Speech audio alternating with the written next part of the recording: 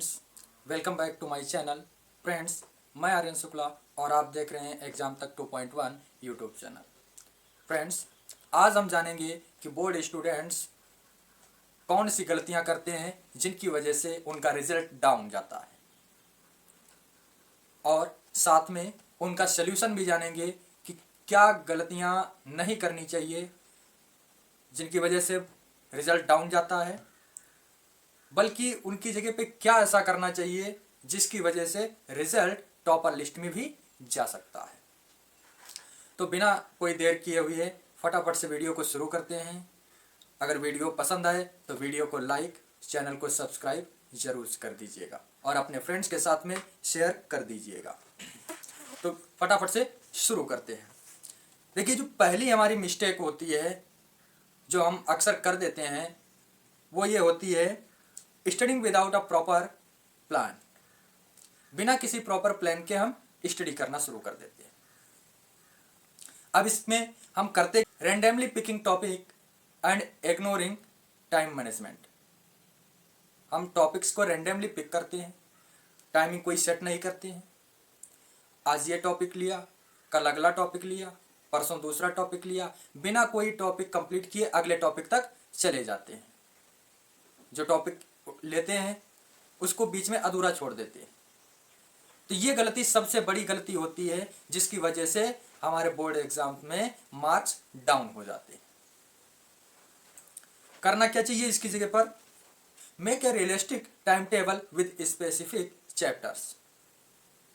आपको एक time table set करना चाहिए और एक चैप्टर सेलेक्ट करना चाहिए कि हमें इस चैप्टर को क्लियर कंप्लीट करना है। और जब वो चैप्टर आपका कंप्लीट हो जाए तो उसके बाद ही अगले चैप्टर तक आप जाएं। और जब तक वो चैप्टर आपका कंप्लीट नहीं हो रहा है तब तक आप उस चैप्टर को ड्रॉप मत कीजिए बिल्कुल भी, क्योंकि ड्रॉप करने से कोई मतलब नहीं रहता है।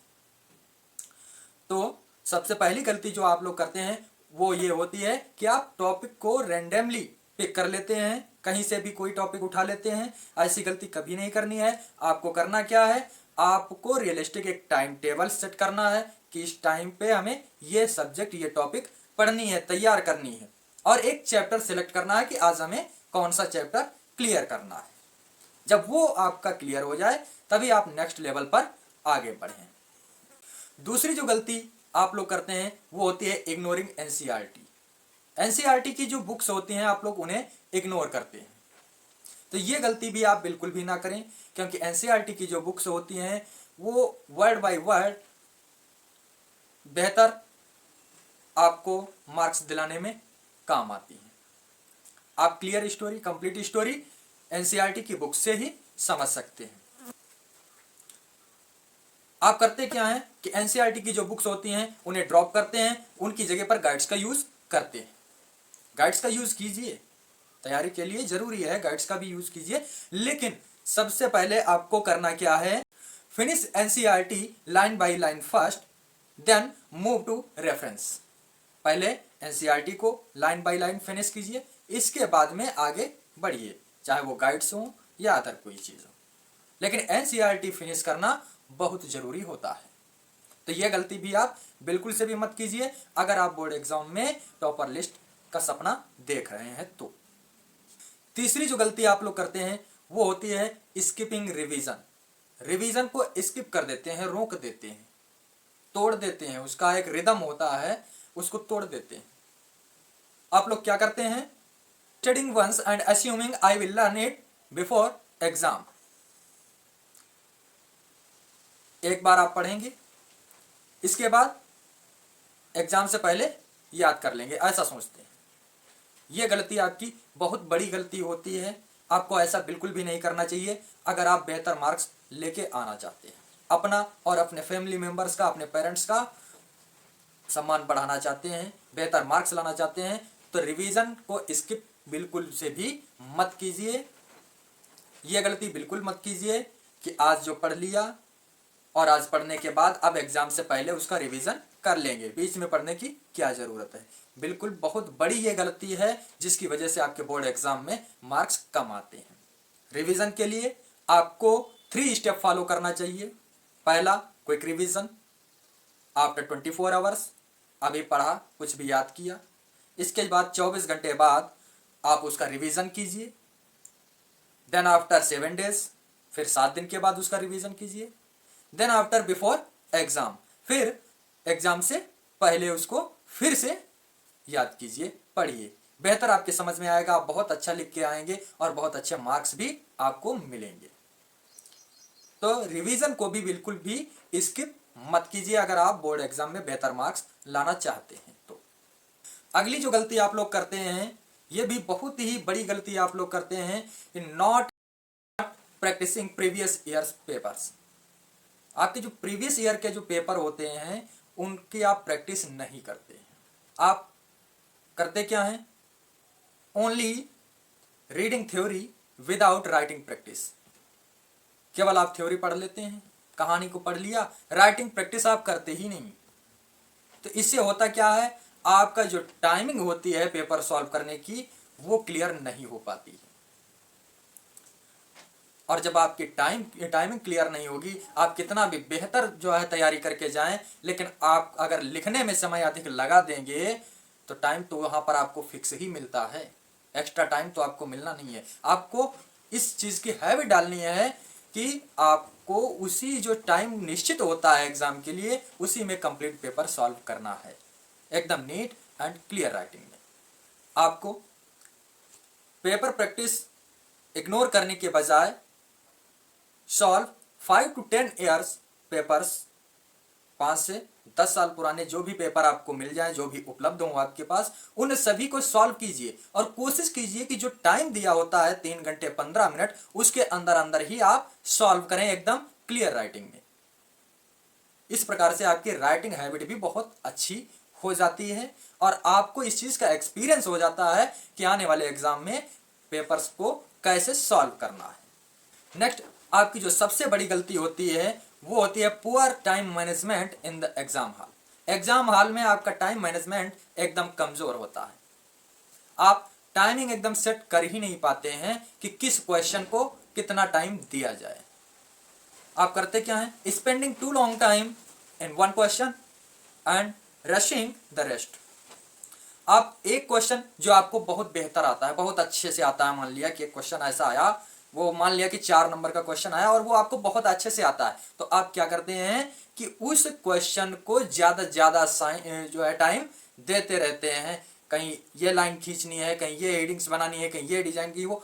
तो अब ये आप सोचिए कि मान लिया कि वो क्वेश्चन का आंसर आपको क्लियर आता है, आपको 4 नंबर का क्वेश्चन है तो पूरे 4 मिलेंगे उसमें, लेकिन इसका मतलब ये नहीं बनता कि आप पूरा का पूरा टाइम या 4 क्वेश्चंस का टाइम उस एक क्वेश्चन में लगा दें। इससे भी आपके बोर्ड एग्जाम में मार्क्स बहुत कम आते हैं, क्योंकि उन 4 क्वेश्चंस का अगर टाइम आप एक क्वेश्चन में लगा देंगे तो बाकी के 3 क्वेश्चन तो आपके छूट जाएंगे। और जब 3 क्वेश्चन वो छूट गए, मान लिया 2-2 नंबर के ही 3 क्वेश्चन छूट गए और इधर आपने 4 पा लिए तो उधर 6 छूट गए। इस वजह से भी आपके जो है मार्क्स कम आते हैं। तो टाइम मैनेजमेंट भी एग्जाम हॉल में बहुत जरूरी है। तो एग्जाम हॉल के लिए, हर क्वेश्चन के लिए, जब एग्जाम हॉल में आप बैठें पेपर सॉल्व करने के लिए, तो हर क्वेश्चन के लिए टाइम सिलेक्शन बहुत जरूरी है। और ये आपको एग्जाम में जाने से पहले ही सिलेक्ट करना है कि शॉर्ट क्वेश्चन को कितना टाइम देना है, लॉन्ग को कितना टाइम देना है, स्टोरी को कितना टाइम देना है, हर चीज को अलग अलग टाइम डिवाइड कर लीजिए। अगली जो गलती आप सबसे बड़ी करते हैं वो होती है नेग्लेक्टिंग वीक सब्जेक्ट्स। जो आपकी वीक सब्जेक्ट होती हैं, जो कमजोर जिन सब्जेक्ट्स में आप होते हैं, उनको नेग्लेक्ट करना शुरू कर देते हैं। ये गलती सबसे बड़ी गलती है। आज आप उसको नेग्लेक्ट करेंगे, एग्जाम तो उसका भी होना है, और नेग्लेक्ट करने से वो इजी तो नहीं हो जाएगी ना। आप करते क्या हैं? Focusing only that subjects you like. आप केवल उन सब्जेक्ट्स पर फोकस करते हैं जिनको आप पसंद करते हैं। लेकिन ऐसा तो नहीं हो सकता कि पेपर भी केवल उन्हीं सब्जेक्ट का हो जिन्हें आप पसंद करते हो, जो आपको अच्छी लगती हो, जो आपको आसान लगती हो। ऐसा तो नहीं हो सकता ना। पेपर तो हर सब्जेक्ट का होना है। तो जिन सब्जेक्ट्स में आप कमजोर हैं उन सब्जेक्ट को भी साथ में लेकर के चलें। Give extra daily 30 to 40 minutes to the weak subjects. जो आपकी कमजोर सब्जेक्ट्स हैं उनको 30 से 40 मिनट डेली एक्स्ट्रा टाइम दीजिए। आपकी वो कमजोर सब्जेक्ट्स भी आपके मजबूत सब्जेक्ट के लेवल में 100% आ जाएंगी। वीक सब्जेक्ट से दूर मत भागिए, दूर भागने से वो और भी वीक हो जाएंगी और आपका रिजल्ट डाउन हो जाएगा।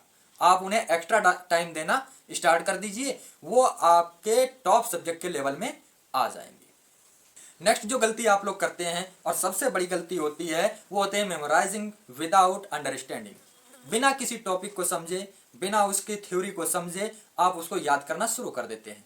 बस फटाफट से क्वेश्चन बैंक उठाया और उसको रटना शुरू कर दिया। ये भी आपकी सबसे बड़ी गलती होती है। अगर आप उसको पहले से समझ लेंगे तो याद करना भी आसान हो जाता है। इस तरीके से अगर बिना उसको समझे हुए आप किसी चीज को याद करते हैं, रटते हैं, तो वो तुरंत तो रट जाता है, आपको याद हो जाता है, बट कुछ टाइम के बाद आप उसे 100% भूल जाएंगे। आपको इसके बजाय करना क्या चाहिए, जिसकी वजह से आपके एग्जाम में मार्क्स बेहतर आए और आप याद करें और लंबे समय तक उसे ना भूलें?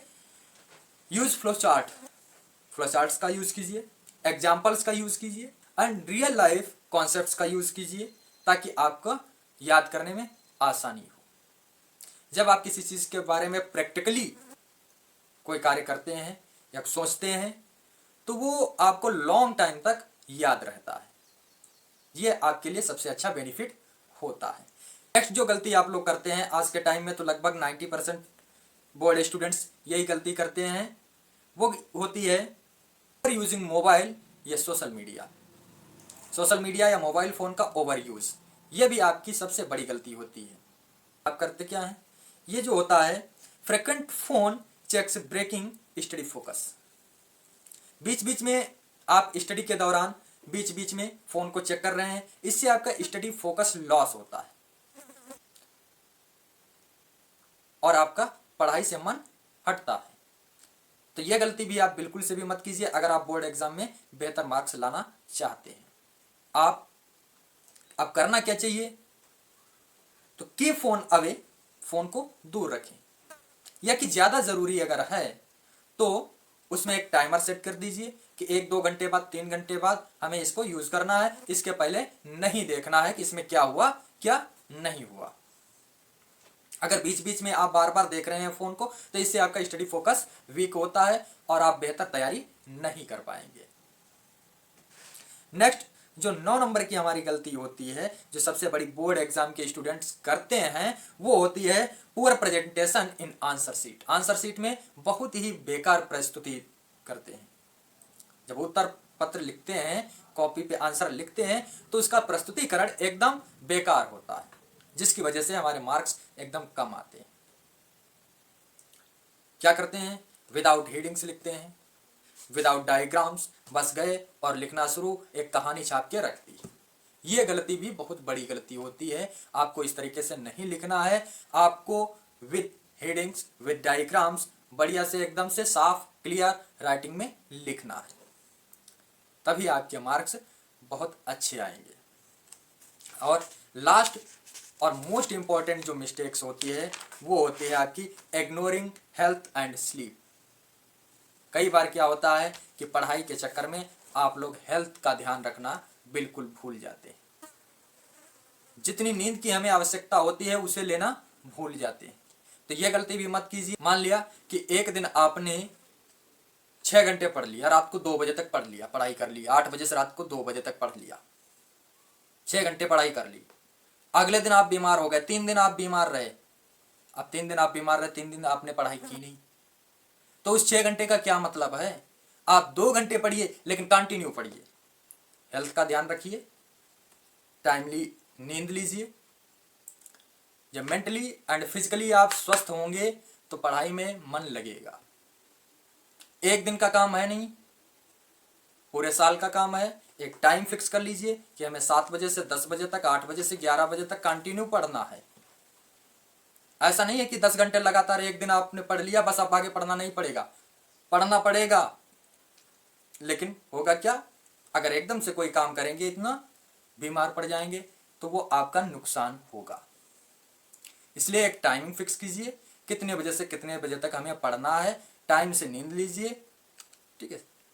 इस प्रकार से आपकी ये जो 10 गलतियां हैं आप इनसे बच सकते हैं और बोर्ड एग्जाम में बेहतर से बेहतर मार्क्स आप ला सकते हैं। आई होप आपको ये मिस्टेक्स बहुत अच्छे समझ में आ गई होंगी और आपको ये भी समझ में आ गया होगा कि आपको करना क्या चाहिए इनकी जगह पर, क्योंकि हमने साथ में ही बता दिया कि आपको करना क्या चाहिए। तो आई होप आपको वीडियो पसंद आई होगी। अगर आपको वीडियो ज़रा सा भी वैल्यूबल लगे, नॉलेजेबल लगे, तो आप वीडियो को लाइक कर दीजिए, चैनल को कर लीजिए सब्सक्राइब